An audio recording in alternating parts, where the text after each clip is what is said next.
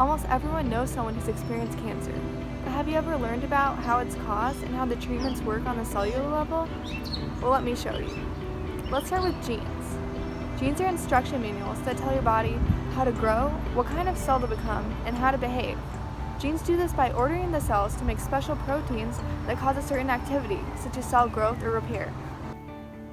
Think of the signals like a conductor of the orchestra.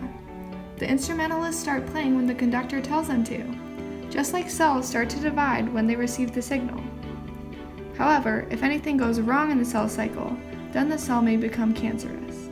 Some cancers have abnormalities in the genes that tells the cell how much and how fast to grow. And sometimes the cancer cells have too many copies of these genes with abnormalities. This is called overexpression. With some forms of overexpression, cancer cells will make too many of the proteins that control cell growth and division, causing the cancer to grow and spread. Some breast cancer cells make too many copies of a particular gene known as HER2. This gene promotes the growth of cancer cells. This means that the cancer cells have extra copies of the gene that make the HER2 protein. This protein is known as a HER2 receptor. These are like ears or antennae on the surface of all cells. These receptors receive signals which stimulate the cell to grow and multiply. Breast cancer cells with too many HER2 receptors can pick up too many growth signals. This causes them to start growing and multiplying too fast. These cells that overexpress the HER2 gene are said to be HER2 positive. To treat cancer, most people are familiar with surgery or chemotherapy and radiation.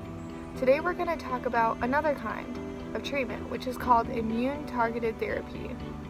Specifically, we're going to be talking about a drug called trastuzumab, also known as Herceptin. Immune-targeted therapy is where we use drugs to attack specific receptors in cancer cells, specifically in breast cancer with this one. So you might be wondering, how does Herceptin work? Herceptin is a monoclonal antibody, meaning that it's made of identical immune cells, which attaches specifically to the HER2 receptor, like a key in a lock. This way, the treatment can target specific cells, causing less toxicity to healthy cells. Herceptin works both on the inside and the outside of the cell. By attaching to the HER2 receptor on the inside, the HER2 signals are blocked, and the cell stops dividing. Also, Herceptin flags cells for destruction by the immune system. Herceptin can slow or stop the growth of breast cancer, and it can also alter the immune system to destroy cancer cells. Now that you know about Herceptin, think about how you could change the world with your research.